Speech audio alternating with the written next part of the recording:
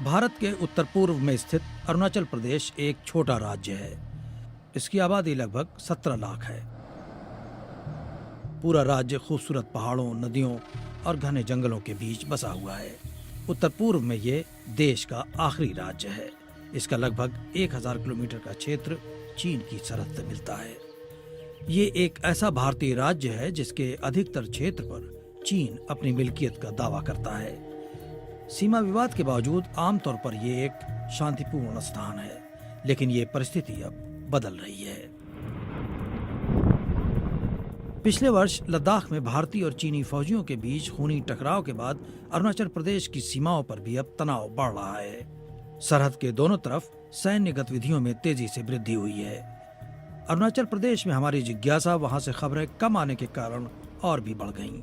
मैंने अपने साथी कैमरामैन शिवशंकर चटर्जी के साथ अरुणाचल जाने का फैसला किया। हम चाहते थे कि वहां सीमाओं के नजदीक जो हो रहा है उसे हम स्वयं देख सकें। अरुणाचल प्रदेश जाने के लिए हमें सबसे पहले वहां की रियासती हुकूमत से एक इनर लाइन परमिट लेनी होती है। इस परमिट के बगैर कोई भी शहरी अरुणाचल प्रदेश में दाखिल नहीं हो सकता।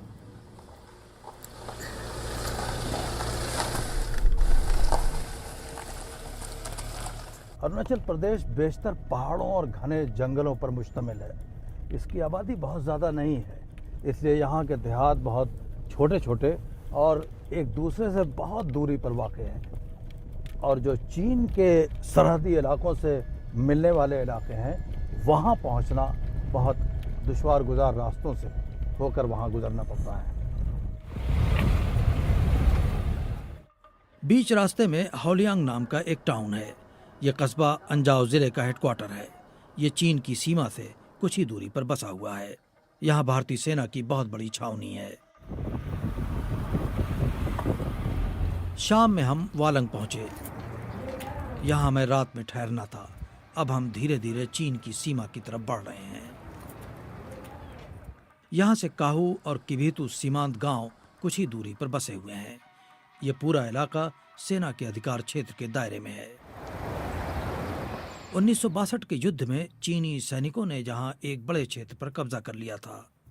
युद्ध में चीनी फौजियों से इस क्षेत्र की रक्षा करते हुए हजारों भारतीय सैनिकों ने अपनी जान दी थी।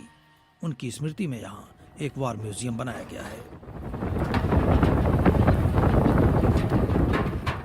अब हम भारत और चीन की सीमांत लाइन LAC के निकट पहुंच चुके हैं।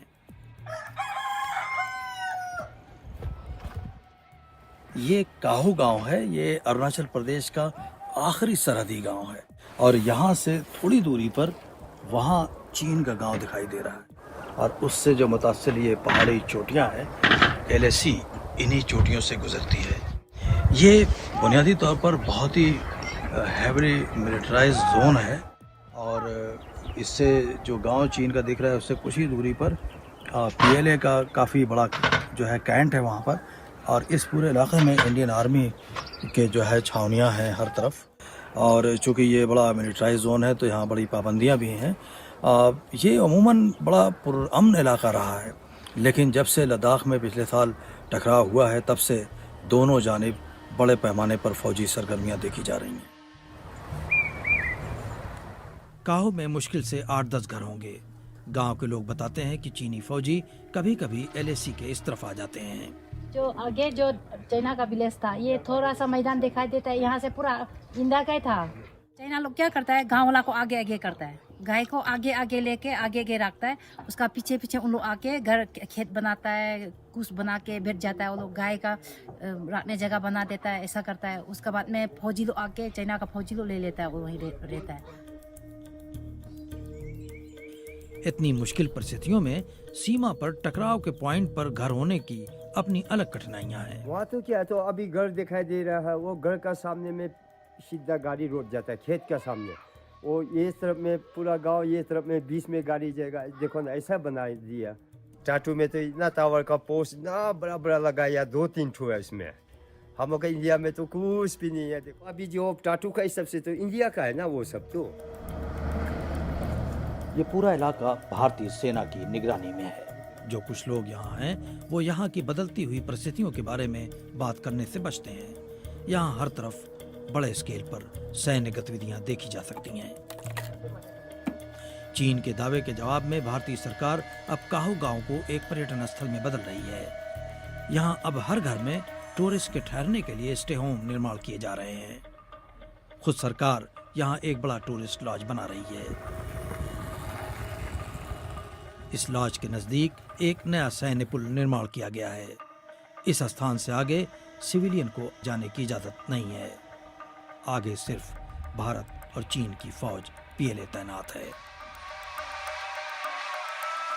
हमें बताया गया कि चीनी सेना ने एलएसी के उस पार लार्ज स्केल पर बैरक, टावर और फौजी अड्डे बना लिए हैं।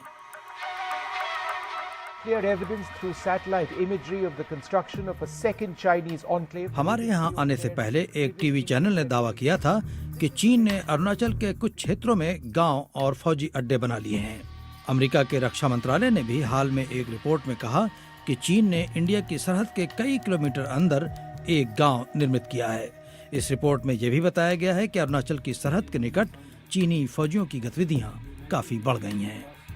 ये हुआ था। अभी आप देखो, अब यहाँ से सेना रास्ता बना के सीमांत क्षेत्र मेचुका के संसद सदस्य एक अरसे से चीनी सैनिकों की गतिविधियों के बारे में भारत सरकार को आगाह करते रहे हैं। सुबनसिरी में जहां 100 हाउसेस बना है वो मैकमोहन लाइन का हमारा अंदर में बना है, लेकिन 1962 के बाद वो चाइना कब्जा करते गए। China has pass a law that where China stands today, जहाँ इलीगली इन लोग ना इनकर्शंस एक्सपांशंस पॉलिसी में जमीन टेरिटरी ऑक्यूपाई किया है, वो निगोशिएबल नहीं है। इस टाइप का लैंड लॉ अभी चाइना ने पास किया। हमें स्थानीय लोगों ने बताया कि सीमा के निकट चीनी फौज की बढ़ती हुई गतिविधियों के बाद भारत ने तावांग, अंजाव और मेचुका जैसे सीमांत क्षेत्रों में अतिरिक्त सेना तैनात की है और भारी हथियार डिप्लॉय किए हैं। जैसे बॉफर्स गन्स है, जैसे हमारा हाउविट्जर्स गन्स है, तो इनको वहाँ ऑलरेडी पहुँचा चुका है, तैनात किया गया है। पहले रिश्ता हमारा अच्छा था, लेकिन धीरे धीरे जब से डोकला में गड़बड़ हो गया, फिर उसके बाद हमारा यहाँ लद्दाख में वो प्रॉब्लम आ गया, तब से उनको चीन का जो रवैया वो बदल चुका है और धीरे धीरे वो आक्रामक रूप में वो आ रहे हैं। तेजू से काहू और किबिथु के सफर के दौरान हमने देखा कि हर जगह सड़क चौड़ी की जा रही है। भारी सैन्य साजो सामान, ट्रक, मशीनरी और सैनिकों की तेज रफ्तार मोबिलिटी के लिए पहाड़ों को काटकर नई सड़क बनाई जा रही है।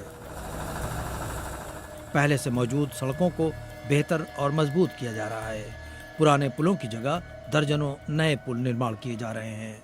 चाइना का तरफ में तो पहले से ऑलरेडी डेवलपमेंट है सब कुछ में। तो आज का डेट में देख पा रहा हूँ कि हमारा इंडिया के साइड से भी काफ़ी ये सड़कें, ये जैसे अभी नया पुल बन गया है, ये पुराना पुल था, तो ऐसे कई जगह पे आज का डेट में ये बन रहा है। हमारे स्रोत ने किबिथु में बताया कि भारतीय सेना पिछले 3 महीने से बड़े पैमाने पर इन पहाड़ों पर मिसाइल, M777, हाविट्जर तोपें, एंटी एयरक्राफ्ट भारी बंदूकें ले जा रही है। अंजाव, दिबांग वैली, शियोमी, अपर सुबनसिरी और तावांग जिले में हवाई पट्टियों को बड़ा किया गया है। नए हेलीकॉप्टर, ड्रोन्स और मल्टी बैरल गन्स और रॉकेट लॉन्चर्स एलएसी के निकट तैनात किए जा रहे हैं।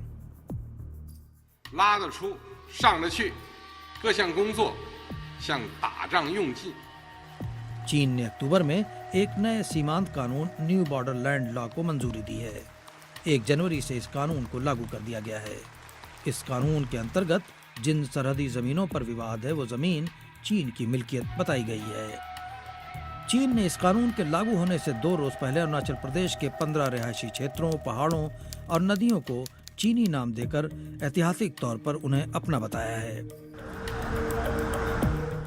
भारत ने इसे रद्द कर दिया है और कहा है कि नाम बदलने से वास्तविकता नहीं बदलती।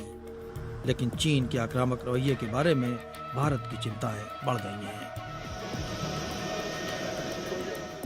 मैंने भारतीय सेना के राष्ट्रीय प्रवक्ता से ईमेल के द्वारा अरुणाचल प्रदेश में असाधारण सैन्य तैयारियों के बारे में पूछा, लेकिन उनकी तरफ से कोई जवाब नहीं आया है।